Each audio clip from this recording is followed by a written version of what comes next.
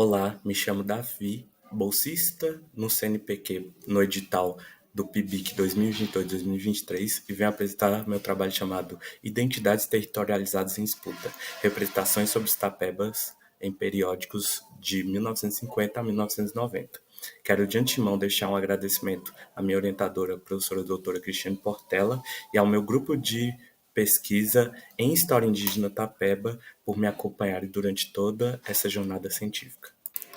Para introduzir o debate, os Tapeba são uma comunidade indígena localizada em Caucaia, no Ceará, na região metropolitana de Fortaleza, sendo assim uma comunidade indígena que está em um contexto urbano e se relacionando fortemente com ele.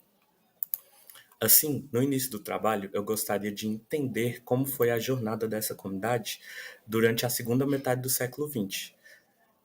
Por isso, eu escolhi analisar a construção e a publicização das narrativas nos periódicos que constituem as representações sobre essa comunidade. E analisando essas publicações, entender as problemáticas que perpassavam as questões dos direitos, do território e identidade. E também sondar as publicações que demonstrassem para além de uma narrativa do grandes veículos de imprensa e de indivíduos não indígenas, mas demonstrasse narrativas de indivíduos tapeba e a sua autorrepresentação naquelas publicações. Para conseguir esse objetivo, eu sondei e sistematizei diversas fontes documentais, nesse caso, publicações de jornais e afins, através de dois principais repositórios digitais, a Hemeroteca e o Armazém Memória, para que a análise dessas fontes eu conseguisse entender como foi construída a representação, independente do interlocutor, a representação dessa comunidade durante o período. Por isso, eu dividi o meu trabalho em dois principais blocos. É um bloco sobre o período de 1950 a 1970, que vai ser esse primeiro slide que eu vou mostrar, e um bloco sobre 1980 e 1990, que diverge bastante de período para período. Nesse primeiro, eu trouxe uma publicação do Diário do Paraná, de 1959. Essa publicação já demonstra para a gente uma padronização que eu consegui perceber em diversas publicações nesse período de 50 a 70. É a padronização de um tom estigmatizante ao referir-se aos tapebas. Então, as representações nesse período dos tapebas estavam sendo construídas em âmbito nacional, com diversos preconceitos anti-indígena. Então, a gente consegue perceber o uso frequente de adjetivos como selvagens e incivilizados ao referir-se a esse povo, fazendo assim uma simplificação da sua identidade ou até negando essa identidade a eles, o que consequentemente nega os direitos e o território para esse povo.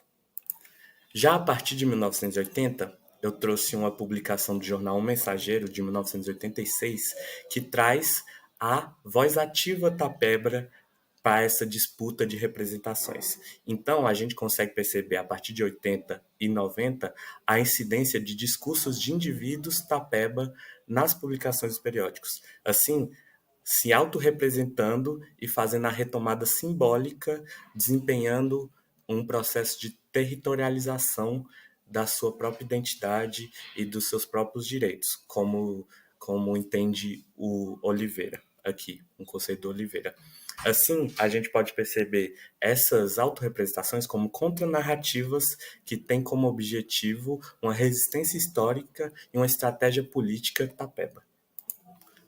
Então, eu cheguei a uma conclusão de que há uma dicotomia clara entre as representações construídas por indivíduos não pertencentes à comunidade, que em sua maioria trazem uma narrativa preconceituosa e que negam a identidade e os direitos aos tapebas, e as narrativas, principalmente a partir de 1980, dos tapebas que apresentam uma voz ativa e que afirmam a sua identidade e os seus direitos.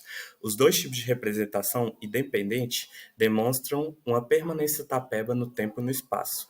Ou seja, as publicações nos jornais e a sua análise me fez perceber que, independente do discurso, as publicações reforçam que a inexistência e a falta de organização política tapeba nunca foi um fato concreto na realidade.